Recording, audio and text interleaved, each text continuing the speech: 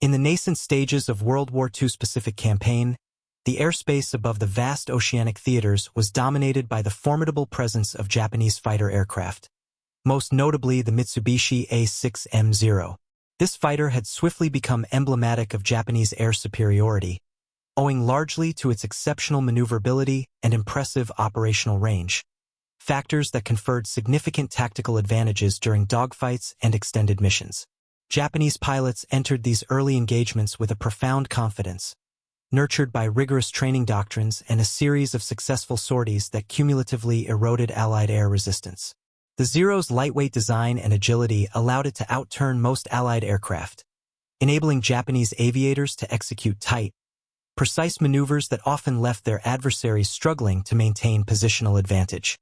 This mastery of close-quarters aerial combat was complemented by the Zero's capability to undertake long-range missions without sacrificing performance, a characteristic that enabled Japanese forces to exert influence over wide swaths of the Pacific and to challenge Allied air operations far from Japanese-held territories.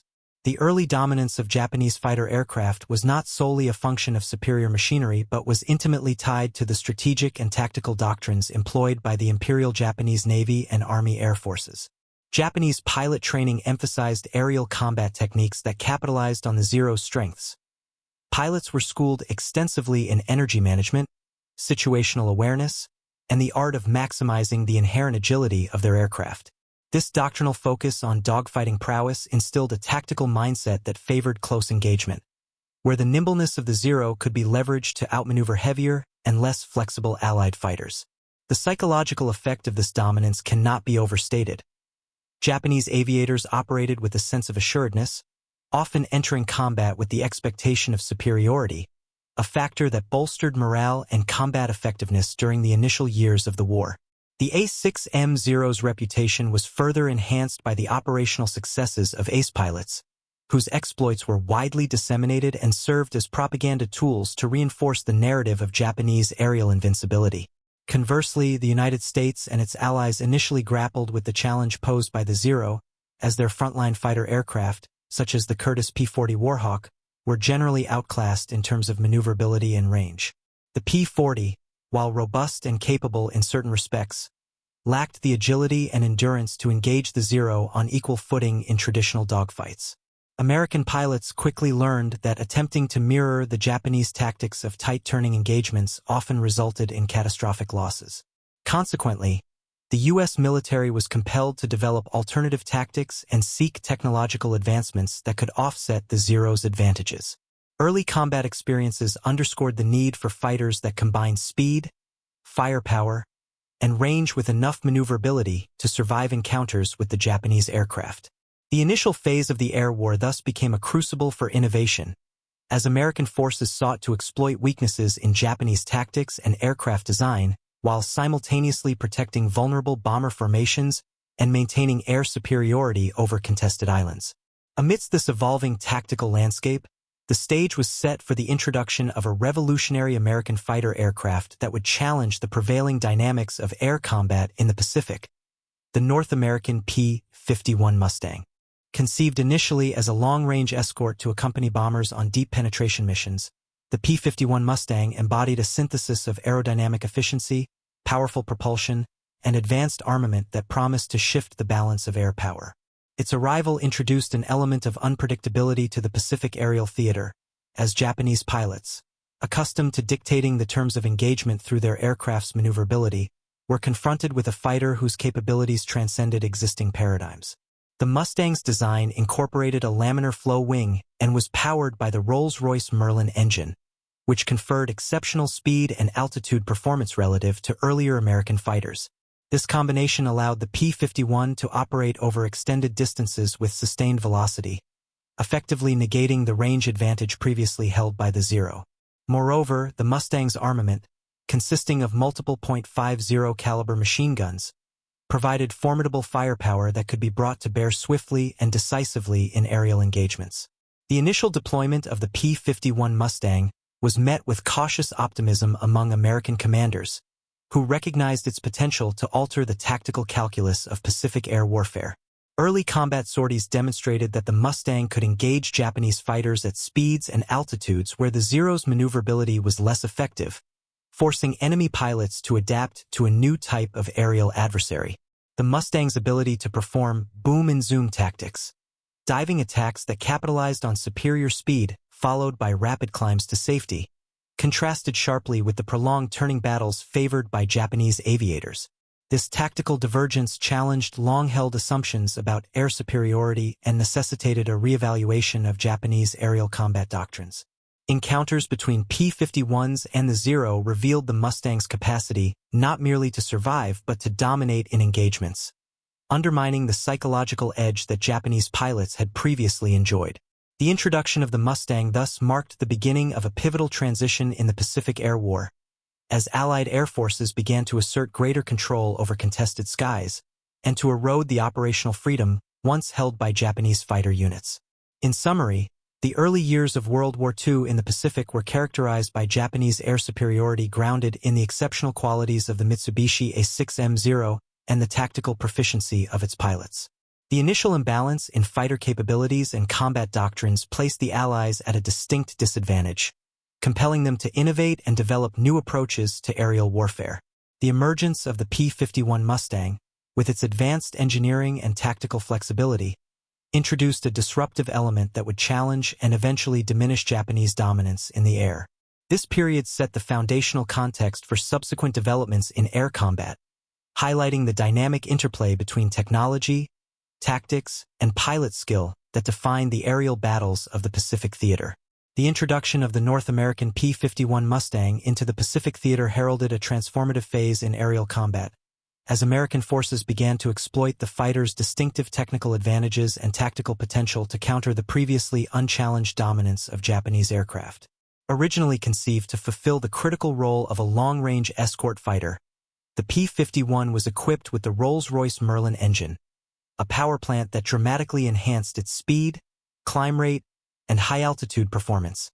This engine upgrade, combined with the Mustang's innovative laminar flow wing design, allowed for reduced aerodynamic drag and greater fuel efficiency, thereby extending its operational range and endurance beyond that of earlier American fighters. The P-51's design synthesis thus created a platform that was not only swift and agile but also capable of sustaining combat effectiveness over the vast distances characteristic of the Pacific theater, where airfields were often widely dispersed and missions frequently demanded prolonged sorties. The tactical doctrines developed around the P-51 Mustang were equally instrumental in maximizing its battlefield impact. American pilots and commanders, recognizing that traditional dogfighting tactics favored by Japanese aviators were ill-suited to the Mustang's strengths, devised new engagement strategies that emphasized speed, altitude control, and firepower concentration. Chief among these was the boom-and-zoom tactic, a method whereby P-51 pilots would initiate attacks from a position of altitude advantage, using their superior dive speed to execute high-velocity strikes before climbing rapidly out of the enemy's effective firing range. This approach minimized the necessity for prolonged turning engagements, which had historically favored the highly maneuverable A6M0, and instead leveraged the Mustang's ability to dictate the terms and timing of combat.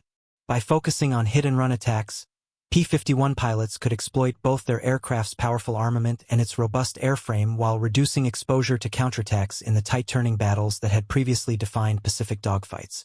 Japanese pilots, conditioned by extensive training to rely on the Zero's exceptional turning radius and low-speed maneuverability, found themselves at a tactical disadvantage when confronted by the Mustang's blend of speed and firepower. The Nakajima Ki-84H8, another advanced Japanese fighter introduced later in the war, sought to address some of the Zero's deficiencies by offering enhanced speed and armament. However, even this formidable aircraft struggled to match the Mustang's performance envelope, particularly at higher altitudes and in sustained engagements. The P-51's capacity to engage and disengage at will, coupled with its ability to maintain energy superiority throughout encounters, challenged the prevailing Japanese combat doctrine and forced pilots to reconsider their approach to aerial engagements. The resultant shift in tactics was not merely a matter of technological parity but represented a fundamental change in the dynamics of air superiority, as the Mustang's introduction effectively neutralized the agility advantage that had underpinned Japanese dominance. Encounters between P-51 Mustangs and Japanese fighters, such as the Zero and the Hay-8, revealed a rapidly evolving aerial battlefield, where the once-assured confidence of Japanese pilots was increasingly shaken. Reports from combat missions detailed how the Mustang's combination of speed, firepower, and pilot training enabled American aviators to seize the initiative, dictating the parameters of dogfights and forcing Japanese aircraft into reactive postures. The P-51's superior dive acceleration and roll rates allowed pilots to evade enemy fire and reposition with greater ease, undermining the traditional Japanese tactic of drawing opponents into protracted turning battles. Moreover, the Mustang's firepower, consisting of 6.50 caliber machine guns, delivered concentrated bursts of damage that could quickly disable or destroy enemy aircraft, further exacerbating the difficulties faced by Japanese pilots. These engagements exposed a growing disparity in both technology and tactical execution, as the P-51's attributes translated into tangible combat advantages that eroded the effectiveness of Japanese fighter operations. The strategic implications of the Mustang's deployment extended beyond individual dogfights, influencing broader operational considerations within the Pacific theater. The Mustang's extended range facilitated deep penetration escort missions, enabling American bombers to conduct raids on Japanese-held territories with reduced vulnerability to enemy fighter attacks. This capability not only improved the survivability of bomber formations, but also allowed for sustained pressure on Japanese industrial and military infrastructure, thereby contributing to a gradual attrition of Japanese warfighting capacity. At the same time, the psychological impact of the Mustang's presence was notable. Japanese pilots, confronted with an adversary that repeatedly demonstrated the ability to outfight and outmaneuver them, experienced a decline in morale that reverberated through the ranks. The erosion of their previously unchallenged air superiority compelled Japanese commanders to reassess tactical doctrines and to accelerate the development of new fighter designs, though often without the resources or time necessary to fully counter the Mustang's advantages. In sum, the emergence of the P-51 Mustang represented a decisive inflection point in the air war over the Pacific, introducing a fighter aircraft whose technical sophistication and tactical employment fundamentally altered the nature of aerial engagements. American pilots, trained to exploit the Mustang's strengths through innovative tactics such as boom and zoom attacks, were able to offset Japanese advantages in maneuverability and to impose new operational constraints on enemy forces. The Mustang's encounters with Japanese fighters illuminated the shifting balance of power in the skies, as speed, firepower, and pilot adaptability converged to challenge and ultimately diminish the efficacy of Japanese air tactics. This phase of the conflict underscored the dynamic interplay between technological advancement and tactical evolution, highlighting how the introduction of a single aircraft model could precipitate a broader transformation in the conduct of air warfare during World War II. As the P-51 Mustang was deployed in increasing numbers across the Pacific theater, American air power gained significant momentum, marking a decisive shift in control over contested skies. The Mustang's combination of extended range, superior speed, and formidable firepower enabled U.S. fighter units to assert dominance with greater confidence and effectiveness, particularly during missions requiring deep penetration into enemy-held territory. Prior to the Mustang's introduction, American bomber formations, especially those involving the long-range B-29 superfortresses, had been vulnerable to Japanese fighter interception due to inadequate escort coverage. The Mustang's capability to accompany these bombers over extended distances fundamentally altered this dynamic, providing a protective envelope that reduced bomber losses and increased the overall success rates of strategic bombing operations. This operational advantage not only enhanced the effectiveness of aerial campaigns against Japanese industrial and military targets, but also sustained the morale of bomber crews, who had previously faced severe risks from enemy fighters. The expanded reach of the P-51 Mustang allowed American forces to project air power deep into the Japanese home islands, a feat that had been previously constrained by the limited range of earlier escort fighters.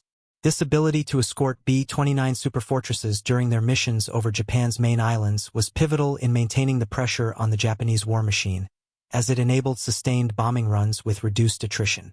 The Mustang's endurance and performance at high altitudes complemented the strategic bombing doctrine, which relied heavily on precision and the protection of bomber formations to inflict maximum damage on enemy infrastructure. The presence of P-51s as escorts forced Japanese fighters into a reactive stance, as they were increasingly confronted with an adversary capable of matching or exceeding their speed and firepower over extended engagements. This shift contributed to a gradual erosion of Japanese defensive capabilities in the air, weakening their capacity to mount effective counterattacks against bombing raids. American pilots, emboldened by the Mustang's capabilities, rapidly adapted to the evolving tactical environment, refining their combat techniques to exploit the aircraft's strengths fully. The confidence gained from successful engagements against Japanese fighters translated into more aggressive and coordinated operations, further tipping the balance of air superiority in favor of the Allies. The Mustang's versatility allowed it to perform multiple roles beyond bomber escort, including ground attack and reconnaissance missions, thereby enhancing the overall operational flexibility of American air forces. As the tactical and strategic utility of the P-51 became increasingly apparent, its deployment was prioritized and production ramped up to meet the demands of an intensifying air war. This increase in Mustang availability and the corresponding rise in pilot proficiency contributed to sustained pressure on Japanese air units, which found themselves increasingly outmatched in both numbers and technology. The growing dominance of the P-51 Mustang and its pilots precipitated a reassessment of Japanese air strategy and capabilities by Japanese commanders, who were faced with the sobering reality of their declining air superiority. The once vaunted Japanese fighter forces, which had enjoyed early war successes due to superior maneuverability and pilot skill, now contended with an adversary that combined technical innovation with tactical adaptability. Japanese industry, strained by resource limitations and Allied bombing campaigns, struggled to keep pace with the rate of aircraft production and technological development embodied by the Mustang. Moreover, the attrition of experienced Japanese pilots, many of whom were lost in the increasingly hazardous air battles, further undermined the effectiveness of their air units. The cumulative effect of these factors was a gradual but unmistakable shift in the aerial balance, as American air power, spearheaded by the Mustang, gained ascendancy. This strategic and tactical evolution in air combat had profound implications for the broader Pacific War effort. The enhanced protection afforded to bomber formations by the P-51 Mustang facilitated more sustained and effective bombing campaigns, which in turn degraded Japanese industrial capacity and disrupted supply lines critical to sustaining frontline operations. The attrition of Japanese fighter forces and the consequent reduction in their operational tempo diminished Japan's ability to effectively contest Allied air superiority, thereby easing the path for subsequent amphibious and ground offensives. The Mustang's role in securing control of the airspace was thus a critical component of the multifaceted Allied strategy, aimed at isolating and weakening Japanese forces across the Pacific. This period marked a transition from a defensive posture, in which the Allies sought merely to contain Japanese advances, to an offensive strategy characterized by sustained aerial bombardment and the gradual reclaiming of territory. In operational terms, the P-51 Mustang's impact extended beyond its technical specifications to influence pilot training, mission planning, and command decisions. The fighter's successful integration into the air war necessitated adjustments in pilot selection and instruction, emphasizing the development of skills suited to energy tactics and high-speed engagements rather than traditional dogfighting alone.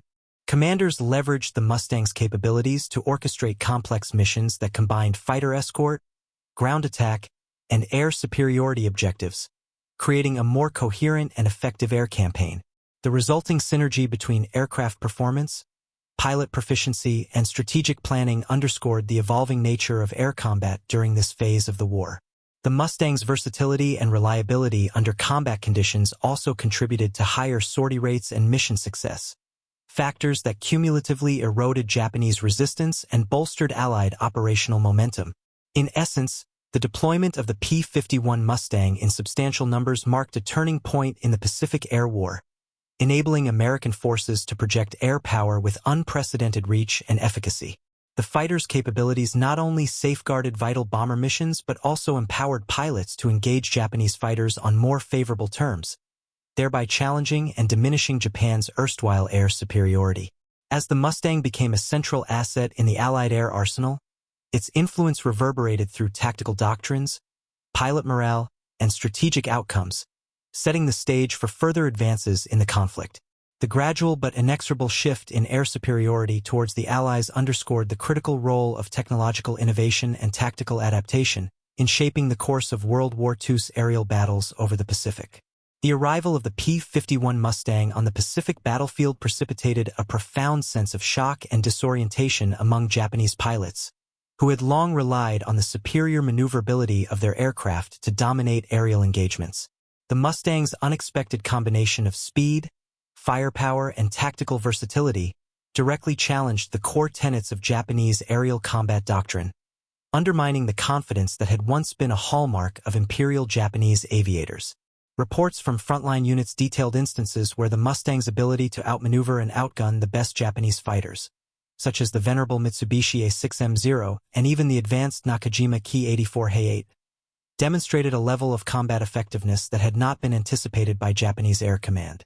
This realization struck at the psychological foundation of Japanese air superiority, as pilots confronted a formidable adversary capable of dictating the tempo and terms of dogfights with unprecedented authority. The technical superiority of the P-51 Mustang was reflected not only in its raw performance metrics but also in the comprehensive training and tactical discipline of its pilots. American aviators were instructed to exploit the Mustang's strengths through aggressive boom and zoom tactics, utilizing altitude and speed to initiate attacks and then disengage before the enemy could effectively respond.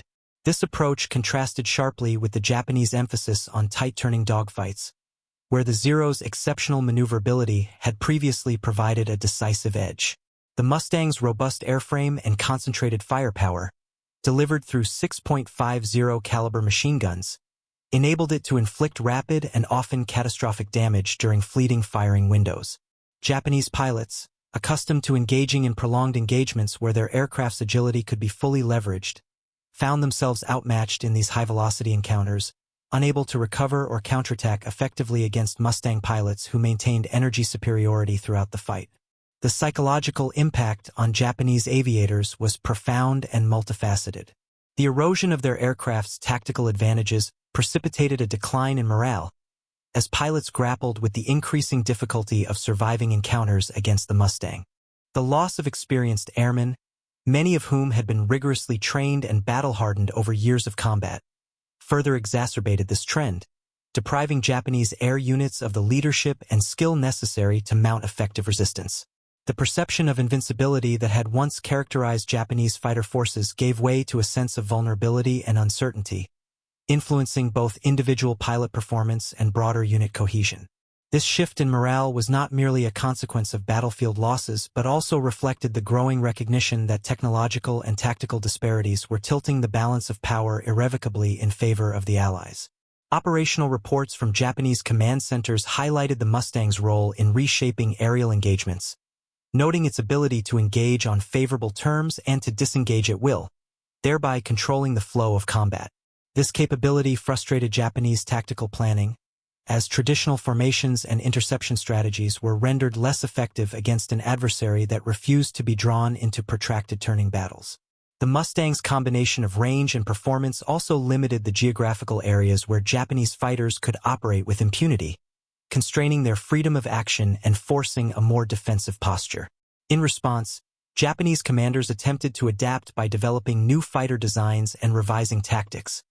However, these efforts were often hampered by industrial constraints, resource shortages, and the cumulative attrition of trained pilots. The net effect was a gradual but decisive decline in Japanese fighter effectiveness, as the Mustang's presence increasingly dictated the terms of aerial warfare in the Pacific. This turning point in the air war had broader strategic implications, as the diminishing effectiveness of Japanese fighter aircraft contributed to the erosion of Japan's overall defensive posture. The loss of air superiority exposed ground and naval forces to more effective Allied air attacks, disrupted supply lines, and accelerated the degradation of Japanese military infrastructure. The Mustang's ability to escort bombers deep into Japanese-held territory with reduced losses ensured that strategic bombing campaigns could proceed with greater intensity and frequency, amplifying their cumulative impact on the war effort. Furthermore, the psychological blow to Japanese aviators reverberated beyond the cockpit, influencing the morale of ground forces and command decision-making processes. The sense of an increasingly untenable air defense situation underscored the strategic vulnerability of Japan as the Allies pressed their advantage in multiple theaters. In essence, the introduction and operational success of the P-51 Mustang represented a watershed moment in the Pacific Air War, fundamentally altering the balance of aerial power.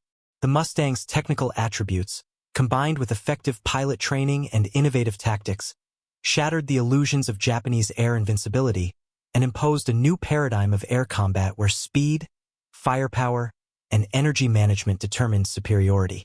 The resultant decline in Japanese fighter effectiveness and morale hastened the erosion of Japan's defensive capabilities and contributed materially to the Allied path toward eventual victory. This period of aerial combat evolution exemplified the critical interplay between technological innovation and tactical adaptation, illustrating how the emergence of a single aircraft could reshape the strategic contours of a global conflict. If you loved the story, like the video and subscribe.